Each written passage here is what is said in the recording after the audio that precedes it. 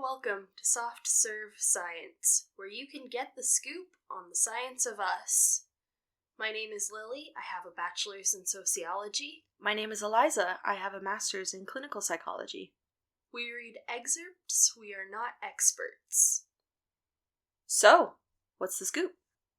I'm glad you asked.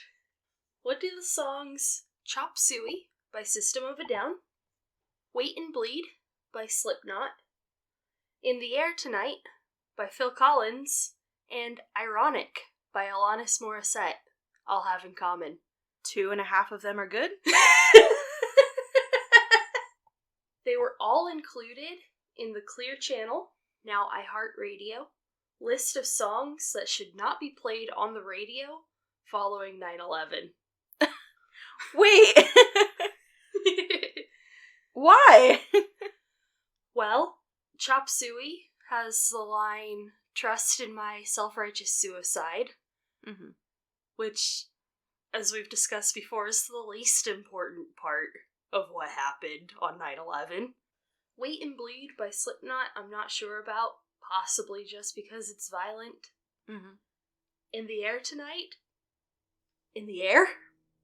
Are you serious? I'm serious. Songs that involved air were not played on the radio.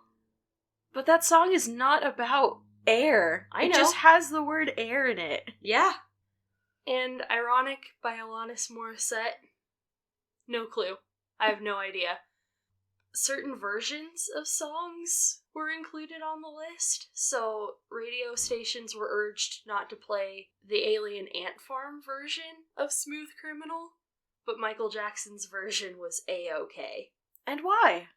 Again, it was post 9/11, no one was actually thinking. That's true. I wasn't. I was 5. I was almost 4. Now, this was not an outright ban. They weren't fined for playing these songs. They were not told absolutely do not. They were just urged not to.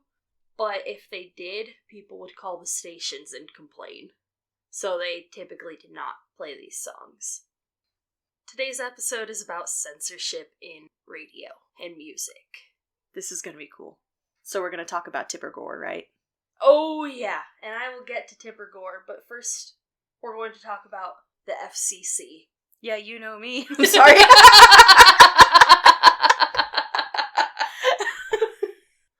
The Federal Communications Commission was established June 19th, 1934, to replace the Federal Radio Commission, which basically did the same thing, but they needed a bigger organization as radio broadcast grew. So the FCC regulates interstate and international communications by radio, television, wire, satellite, and cable in all 50 states, the District of Columbia, and U.S. territories. That is pulled directly from their website. I have a question. Yes. Why do they care? Why do they care? That's a great question. It's always been baffling to me that I can watch TV and movies with bad words or violence or sex in it, but I can't listen to Snoop Dogg say weed. Yeah, you can't hear Snoop Dogg say weed, and I googled why Snoop Dogg can't say weed, but Eric Clapton can talk about cocaine. Yeah. The closest thing to an answer I got was an archived Reddit post in the page Explain Like I'm 5, in which Reddit user Mad Lithuanian asked, "Why do weed references in popular songs often get bleeped out, but I can listen to cocaine in its entirety?" A Reddit user whose username has been deleted replied, "Because weed is the gateway lyric. You wouldn't ever think about listening to cocaine if you can't hear weed."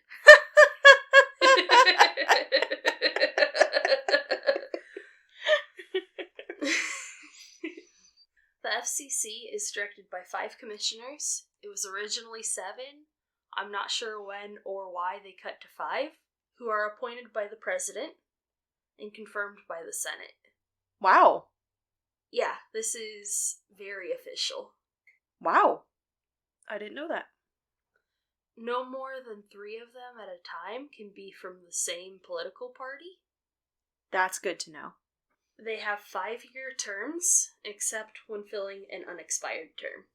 And that's including the chairman. That's really interesting. I did not know that they were political appointees. Yeah. In fact, I think I thought that the FCC was a non-political regulatory body. Yeah, I thought they were their own thing before I researched this, but it is a government body, and it makes sense that politics would play into censorship, all things considered. Yeah, we could have a future episode about political censorship, about John Adams and all the rest. Absolutely. And there's also that different political leanings might correlate with different levels of comfort with certain terms. I can imagine that if the 5 commissioners had all been of one political party, then we never would have heard I Kissed a Girl by Katy Perry. Imagine. I remember when that song came out, it was on the radio, and I was in the car, and I remember exactly what street we were on. I remember it so clearly. And I asked my mom, why did she kiss a girl if she has a boyfriend? And you know, I grew up in like a sheltered religious upbringing, so it was a genuine question. And my mom said, sometimes girls just kiss girls. And that was a revelation for me. Like, they what? They what? But I hadn't gotten to the point where I interpolated it further to think that I could kiss girls. I just still thought of other girls could kiss girls, and I was like, good for them. That's cool. That's beautiful. Additionally, none of the commissioners can have a financial interest in any commission-related business. Are you serious? That's amazing. Yeah. Can you imagine what our politics would be like if everybody had those rules? Yeah, it'd be way better. Wow, maybe I am down with the FCC. Yeah, they have a lot more balance than other political bodies. Even the Supreme Court is not quite as balanced at any given time. Yeah, I wonder if I've ever had a revelation like this where I started to empathize with the enemy. You might have one later as well. So, the FCC distinguishes between obscene, indecent, and profane. These are 3 different levels. I have their definitions according to the FCC. Obscene content does not have protection by the First Amendment. For content to be ruled obscene, it must meet a 3-pronged test established by the Supreme Court. It must appeal to an average person's prurient interest, depict or describe sexual conduct in a patently offensive way, and, taken as a whole, lack serious literary, artistic, political, or scientific value. Oh, then I don't agree with that last part for songs that they might have found obscene, because I think that WAP is a literary masterpiece. Oh, absolutely. It has great cultural value. I am being so serious right now. No, I agree. Indecent content portrays sexual or excretory organs or activities in a way that is patently offensive, but does not meet the 3-pronged test for obscenity. I see, so it's a lower level than obscene. Yes. And then finally, the lowest level, we have profane. Profane content includes grossly offensive language that is considered a public nuisance. Okay, so just bad words. Yeah. We need a definition here before we move on. Merriam-Webster defines the word prurient as marked by or arousing an immoderate or unwholesome interest or desire, especially marked by arousing or appealing to sexual desire. That makes sense. Yeah. So I mentioned the 3-pronged test established by the Supreme Court. This was established over a few cases. The first being Roth versus the United States in 1957. Oh, so not David Lee Roth. No, not David Lee Roth. Along with its companion case Alberts versus California. This case set a precedent for a constitutional test for whether material is obscene, whether the average person applying contemporary community standards would find that the material appeals to a prurient interest in sex, and whether the material was utterly without redeeming social value. That seems so subjective to me. That's why this was addended by Miller versus California, which removed the utterly without redeeming social value test to make it a bit more specific.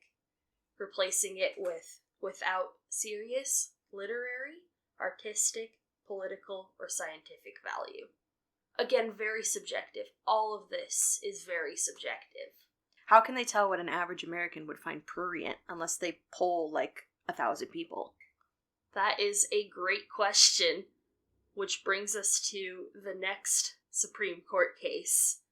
Jacob Ellis, that's all one word, not the football player, versus Ohio, 1964.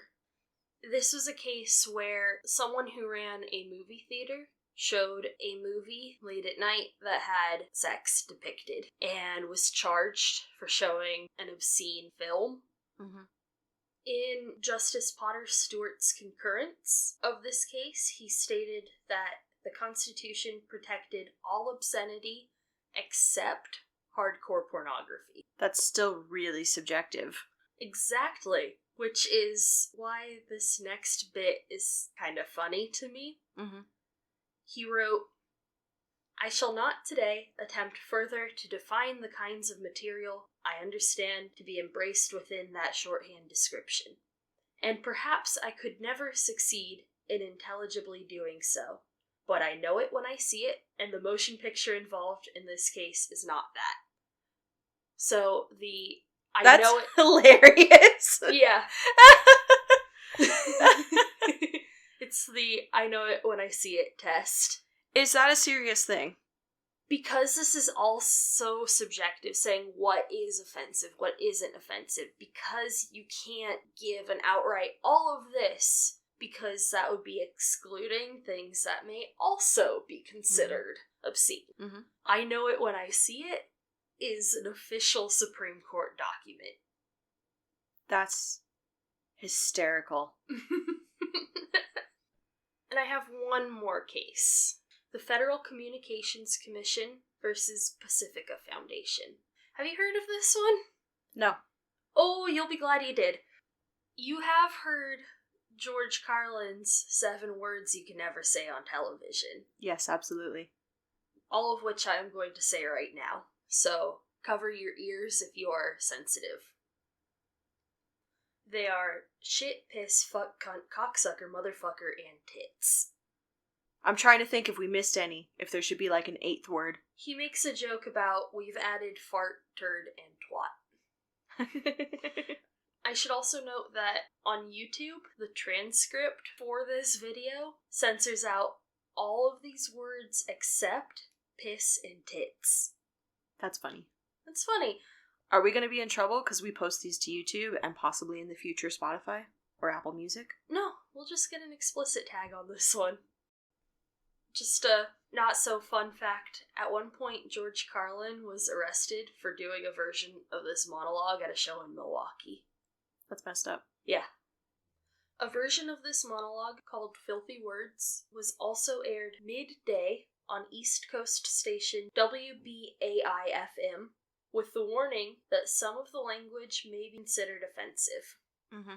CBS executive John Douglas chose to continue listening while in the car with his then 15-year-old son. Then, after choosing to listen to something that he was told would be offensive, got very offended, and filed a complaint with the FCC, who called the broadcast indecent and threatened to impose sanctions on the broadcast company, Pacifica Foundation, who challenged this finding in court. This challenge went all the way to the Supreme Court in the 1978 case, Federal Communications Commission versus Pacifica Foundation. Of course, the Supreme Court ruled in favor of the FCC. Yeah. George Carlin, for his part, was very proud of having one of his comedy acts impact the national conversation and leading to a case that is taught in communication classes. And now, the moment we've all been waiting for. We can't talk about the censoring of music without also talking about famous drummer and photographer Tipper Gore.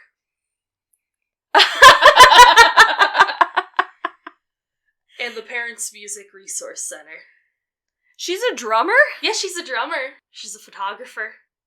Mary Elizabeth Gore is a social activist who champions causes like women's and LGBT rights, homeless services, and mental health awareness. That's nice of her. Yeah. I didn't know that stuff. No. You don't, because she is best known for co-founding the Parents Music Resource Center, along with other senatorial wives, after hearing her 11-year-old daughter listening to Prince's Darling Nikki. It's kind of fitting that Prince would be the catalyst for national censorship. Absolutely. Prince was horny. Prince was horny. So it kind of fits. It kind of makes sense. Like, if it was me, I'd have a twisted sense of pride about that. Oh, yeah. I would be very upset if she started a national coalition for censorship based on something that was like vanilla and milquetoast. Yeah, absolutely. If she heard Don't Stop Believing and heard that the singer was in a smoky room and she was like, I don't want my children to know about cigarettes, I'd be very upset. The Parents Music Resource Center has a few different levels of ratings for songs. That's interesting, because, like, there's stickers on CDs, and then the explicit tag on streaming websites, it's just either explicit or not explicit. Yeah, but their reasons, I should say, for things being explicit include sex, violence, occult themes, and drug abuse. Mm-hmm. I'm trying to think of a song that has all four. It's probably a great song. Oh, for sure. The Parents Music Resource Center published a list of 15 specific songs that they found to be filthy, dubbed the Filthy 15. What year was this? 1984, 1985, around then. Okay, so it didn't have Ain't No Fun. No. That would definitely have been at the top of the list. I've seen this whole list, I have it here. The most surprising to me was Madonna's Dress You Up. Huh. So you want to talk about a vanilla song being labeled as filthy? I mean, I haven't heard it today, so I've never paid attention to the lyrics, but it's just kind of cute to me. Yeah, like a sweet way of What are the other 14? I'm curious. Judas Priest, Eat Me Alive. Okay. Motley Crue's Bastard. Prince's Darling Nikki. Sheena Easton's Sugar Walls. Wasps, Animal, Fuck Like a Beast. Never heard of this one. Merciful Fate, Into the Coven. Mm-hmm. Vanity's Strap On Robbie Baby. Def Leppard's High and Dry. Mm-hmm. For drug abuse. Mm-hmm. Twisted Sister's We're Not Gonna Take It. For violence. Oh, I think she would grow to regret that one. Absolutely she would. I know that story. Cyndi Lauper's She Bop. AC/DC's Let Me Put My Love Into You. Black Sabbath's Trashed. Mm-hmm. Mary Jane Girl's My House. And Venom's Possessed.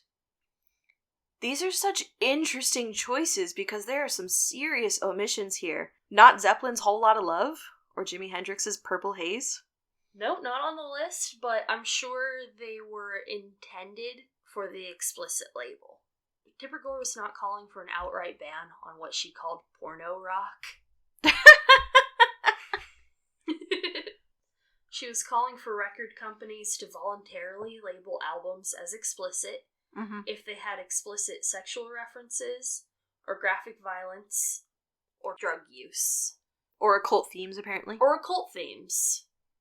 How do you have rock music without occult themes?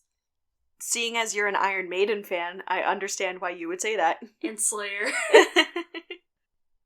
This all culminated in a congressional hearing held on September 19th, 1985. Dee Snider, Frank Zappa, and John Denver, among others, spoke against explicit labeling on music. Mm-hmm. I've seen the Dee Snider clip. The Dee Snider portion is the most popularly known. He recently wrote an article about it. Mm-hmm. And he stated that as a parent, and as a rock fan, and as a Christian, he is able to look at an album's cover and song titles and determine whether he wanted his then 3-year-old son to hear the music. Mm-hmm. Yeah, I remember watching that clip and reading the commentary about it that a lot of people thought, oh, Dee Snider's going to go to Congress, he's going to go there in drag, you know, with all the makeup that he does, he's going to make a fool of himself, and we'll be able to make an example of him. And no, if you watch the clip, he sits down and he has a very eloquent discussion about parenting and the rights of music to express these more sensitive topics. Yeah. It's very inspiring to watch. Yeah, it's lovely. Mm-hmm. I love when rockers are super knowledgeable and educated. Yes. Like Dr. Brian May. Yeah, exactly. Dee Snider's argument was that parents have a responsibility to listen to the music that their children are listening to and decide for themselves if they want their children to listen to this music. Mm-hmm. And we're not talking about playing the music on the radio. We're talking about CD and album sales. Mm-hmm. Album sales at the time. Yeah, if you watch the clip, it's very skillful how he's able to pit it back on Tipper Gore and insinuate that it's her problem for being an irresponsible parent and not his problem for making adult music. But he says it in such a way that doesn't say that outright. It's very understated in the topic of what he's saying, of placing the blame back on her. Because I think if he sat there and said, you're an irresponsible parent, that wouldn't go over well. He does it very skillfully. The verbal machinations. It's incredible to watch. Right. He specifically says about their song Under the Knife, mm-hmm.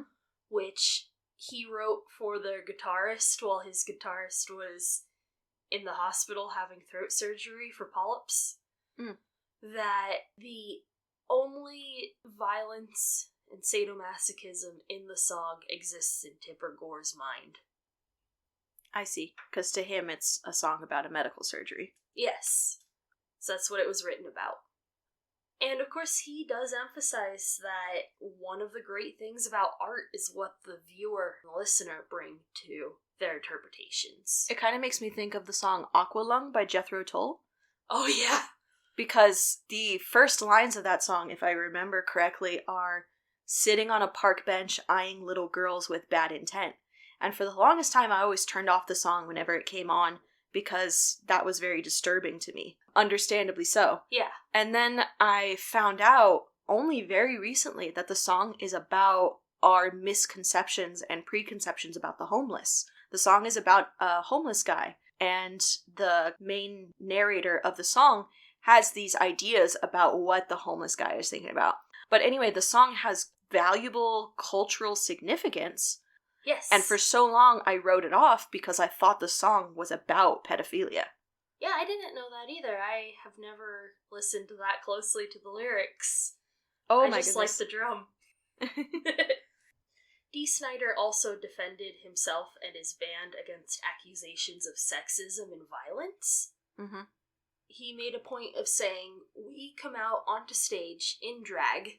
Mm-hmm. We are totally against sexism. Mm-hmm. We don't view our audience as a male audience and a female audience. This is all one audience for us.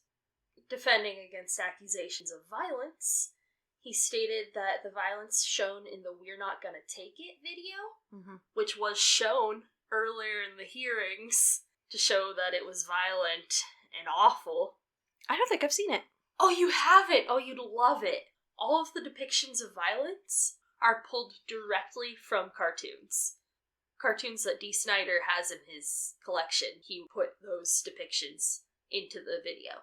The idea was to make a video that was like a cartoon, but with people. Then that's kind of goofy. If Yes! you can't handle cartoon violence, you are lower than a 4-year-old. It's all Looney Tunes style. It is really, really funny. That is ridiculous. There's no blood or gore in the We're Not Gonna Take It video. The villain is always shown to be okay. There weren't many specific quotes from Dee Snider's piece that I wanted to pull, other than this moment with Senator Rockefeller. Senator Rockefeller says, "In the vehemence with which you attacked Senator Gore's wife, I detected a defensiveness somehow on your part, a lack of assuredness on where you stand on this. Why did you feel it necessary to attribute some of the qualities to her that you did? Why was that important to your testimony?" Dee Snider replied, "First of all, I was not attacking Senator Gore's wife. I was attacking a member of the PMRC. Rockefeller says, "You were attacking Senator Gore's wife by name." Dee Snider says, "Her name is Tipper Gore, is it not? I did not say the senator's wife. I said Tipper Gore. Mm-hmm. I like this emphasis that he is not talking about this woman in relation to her husband. Yeah, as her own person. Yeah, that's that fighting sexism he was talking about right there. I also have seen a couple of things in recent years where Dee Snider has criticized certain political groups for using "We're Not Gonna Take It" in their rallies or in their media. Yeah, it's great. He should criticize things where people are using his music in ways that don't fit his music. I feel like we were just talking about this. Was it Paul Ryan who said his favorite band was Rage Against the Machine? And the singer replied that he is the machine they're raging against. Mm-hmm. Yeah. Dee Snider said later that he hadn't had a chance to meet with John Denver before John Denver gave his testimony, which was right before Dee Snider's. So he had no clue whether John Denver would be on the same side of this argument as him, because John Denver is mainstream country music. Then and now. He's the guy who does Country Roads Take Me Home? Yeah. Yeah, my dad was huge into John Denver. I never got into it. Your dad was right. He often is. John Denver made some really nice, pleasant, good music for being happy to. It's not usually why I listen to music, though. No, I like angry music. Yeah. For being happy to. That explains why I couldn't get into it. Unless it's Electric Light Orchestra. I do listen to Electric Light Orchestra to be happy. Oh man, ELO is the best. Yeah. John Denver was strongly opposed to labeling music as explicit, having himself experienced having a song banned from a radio station. Oh, what song? Rocky Mountain High. The station claimed the song was about getting high. That's a very rudimentary understanding of what high could mean. Exactly. He holds that the song is about going to the Rocky Mountains and, I quote from his Senate testimony, the elation, celebration of life, or the joy in living that one feels when he observes something as wondrous as the Perseids meteor shower on a moonless, cloudless night, when there are so many stars that you have a shadow from the starlight, and you are out camping with your friends, your best friends, and introducing them to one of nature's most spectacular light shows for the very first time. That's poetry. Isn't it beautiful? Oh, thank you for clipping that and reading it to me. You're welcome. I feel moved. I had to include it. It's beautiful. Yeah, if they were gonna ban a song about getting high on a mountain, they should have done Misty Mountain Hop by Zeppelin. Right?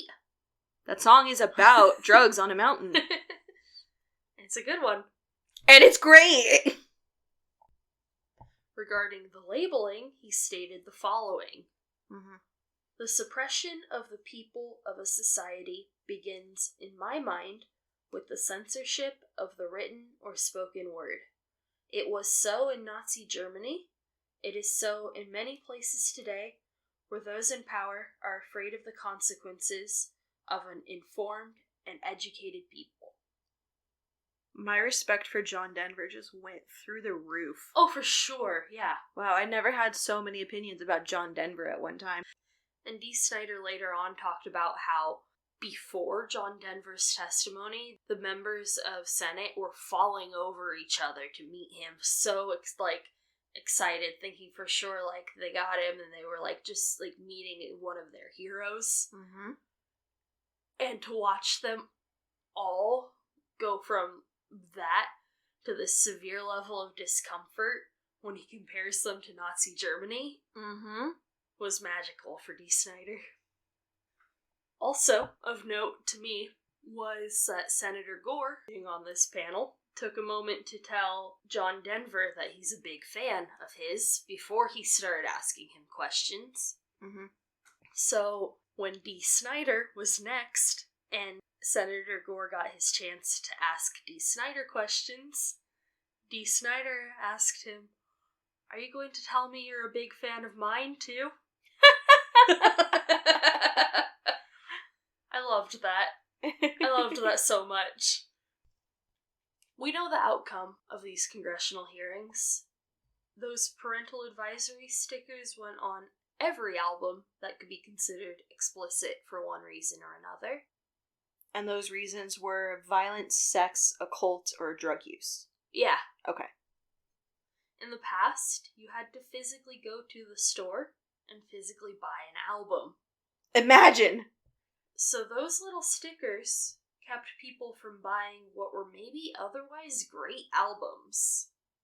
The stickers also do not denote the type of explicit lyrics. Mm-hmm. So maybe you're okay with occult themes and drug use in your music, but not sex and violence. Yeah, I kind of wish they had like a rating system like movies where it was, this is PG, this is PG-13, this is NC-17, so you could make a more informed decision. Because I think that my parents would have allowed me to buy PG-13 music. Yeah. Once I was 13, they were Panic at the Disco. Oh my goodness, Panic at the Disco I did listen to in middle school. In my computer room in our office, I listened to it at one volume, as close to the speaker as I could get, because I knew I would get in trouble. And then that part in Lying is the Most Fun, where he says the F word, I knew it was coming and I would always turn it down to 0 volume right before that. Because I knew I would be grounded. We have such different upbringings. My mom loved Panic at the Disco. I could not. Yeah, if it had the explicit sticker on it, we could not buy it as children. We were not allowed. It seems from my understanding of what I've read that Tipper Gore wanted originally a rating system like movies have. Mm-hmm. But that's so difficult with music, and with movies it's enforced. Whereas with music, those explicit stickers are at the choice of record companies.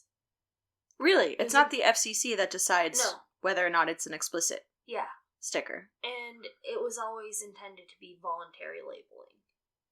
Interesting. Record stores would frequently either refuse to sell albums that had these stickers, or keep them hidden away in the storage room. Mm-hmm. So you would have to ask an employee if they have this album. But I don't know about you, if I don't see something on a shelf, I'm not getting it because I'm not asking someone to check in the back.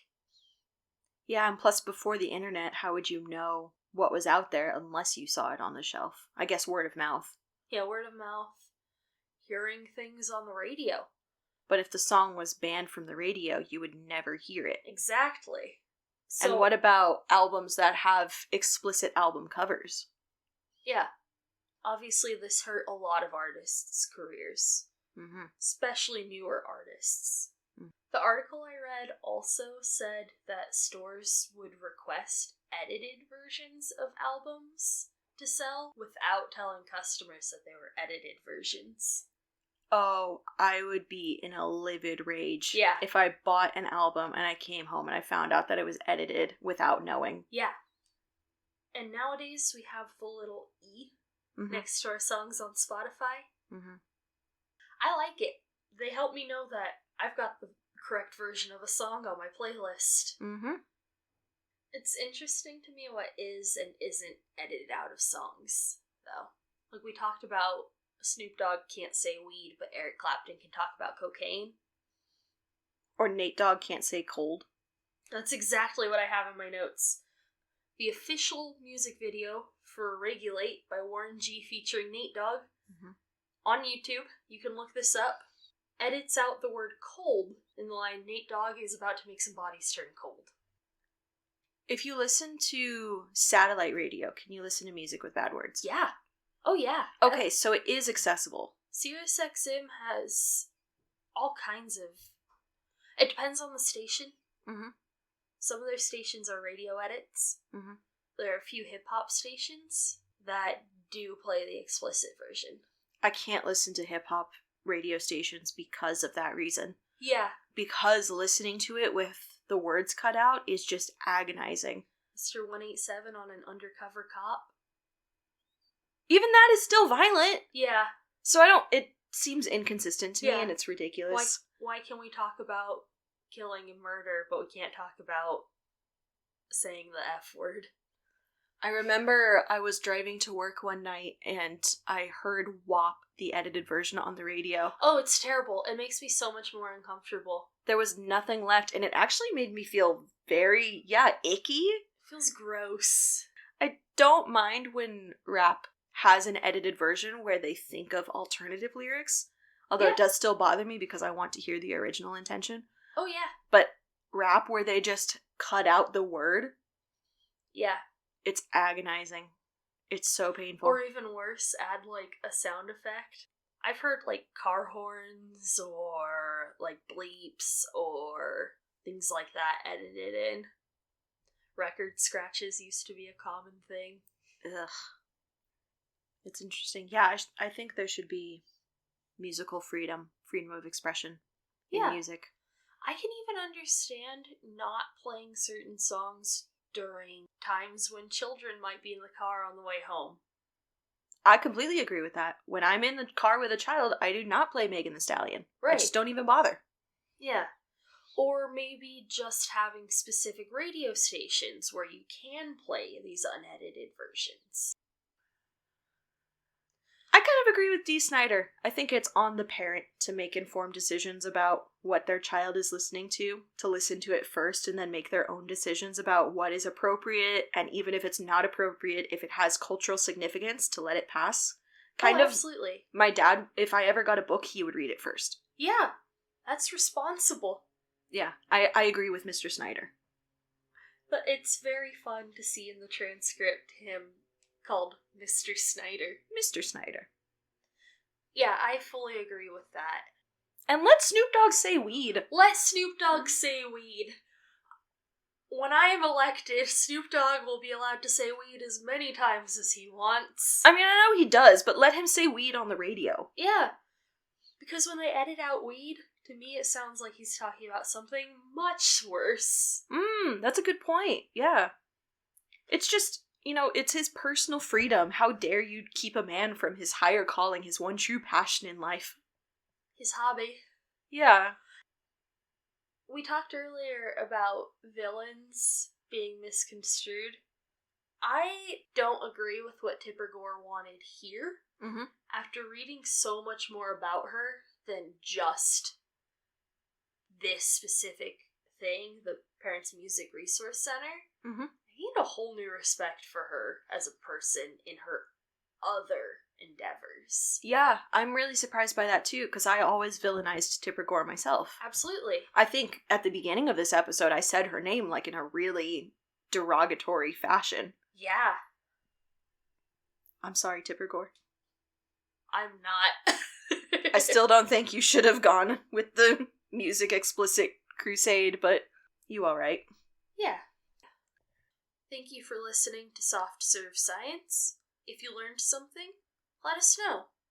You can also find us on Instagram and YouTube at Soft Serve Science, or email us at softservescience@gmail.com. Stay frosty.